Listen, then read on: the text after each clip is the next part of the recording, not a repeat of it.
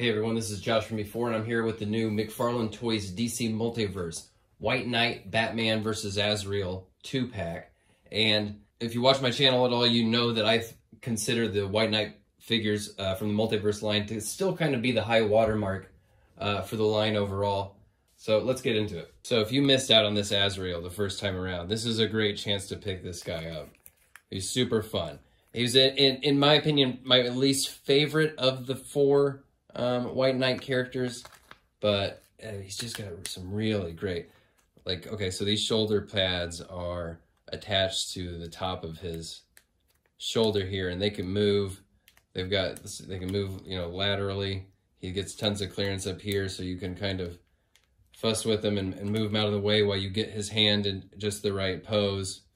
The hands themselves are really expressive, and they work as accessory holding. Obviously, that's a, you know, accessory hand. But this one, you could still hold his sword in this hand, and it still works. So you can get, obviously, he's got this big articulation point right here. But what you might not know is that there's a waist hidden under here as well. And then you can see he's got range from side to side as well. Really good leg clearance. He's got a thigh cut hidden in there. I mean, that's just how every figure should be. If you want to put the thigh cuts, fine, just to do them like that where they're completely hidden. I mean, if you don't think this guy looks badass, I can't help you. He's just super cool. I mean, and just visually striking, that gold pops against that black so well. Just, wow, that's cool. He can be a little bit difficult to stand, but, you know, because he's got kind of delicate ankles on these, you know, big long legs, but you just work with it a little bit. You'll figure something out. You'll make it work. All right. We've got sword fighting Batman here. He looks, in hand, out of the box, he looks a little better than I kind of thought he was going to. I do still feel like when you take that, when you remove that collar is kind of, and the way those capes over the shoulders, those are one of the primary kind of design elements of Sean Murphy's Batman. So when you take that away, something is kind of missing, but he actually looks pretty cool. They've got a very, I feel like they've intentionally created some extra distance in the arms and the way they fit in these, in the sockets. And I don't know. We'll see what this is all about in a minute. I don't know if this is meant for the bat cycle or if it's meant for just the sword stuff. Let's get into this. So he comes with these sheaths with the bat shaped thing connecting them here that just pegs onto the back. So that looks pretty cool. I do kind of wish the straps were just separate and then you could put them on yourself. But this piece, when it clips on, it lines up real nicely with the sculpted on straps. He comes with two very curved swords that look like slightly scaled up versions of Wesley's Dread Pirate Roberts' Princess Bride sword. But they look good. Nice detail in there. Wish they weren't curved, but that can be fixed. So these go in here like so.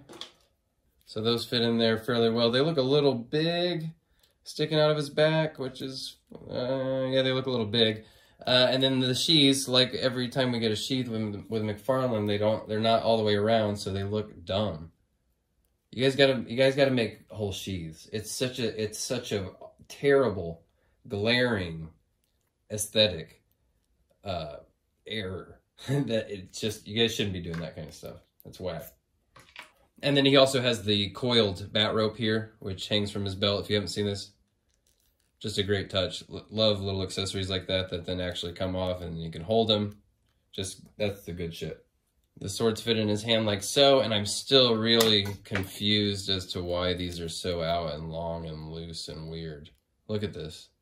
I think it's on purpose. I don't know. I mean, is it making his... I don't know if it's making his sword fighting better.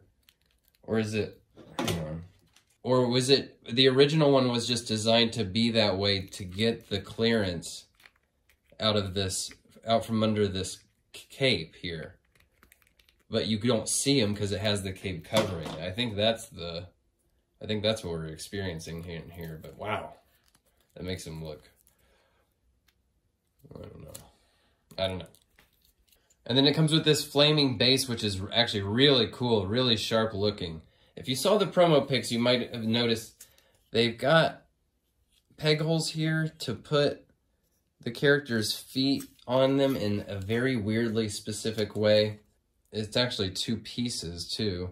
So that's kind of interesting. You could change that up, give it a little different or extra kind of sense of depth there. These things are kind of tricky and weird to get on here. I'm having to like lay it down first to do it. Okay, when I first saw it, I thought it was kind of goofy, but now seeing it here in person, it's actually pretty cool. I thought that, I mean, the pegs are a little unnatural, but I mean, once you see it, and I don't really have Azrael and maybe quite as good enough of a dramatic pose here. Yeah, I mean, when you see it, once you see it in 3 dimensions, it's got a cool dynamic quality about it. It's pretty interesting. It's good. It's the best. I think this is the best base they've done so far. Whether you use it with the peg holes or not, that's pretty fun. And here he is with both hands firmly on the handlebars of the Batcycle.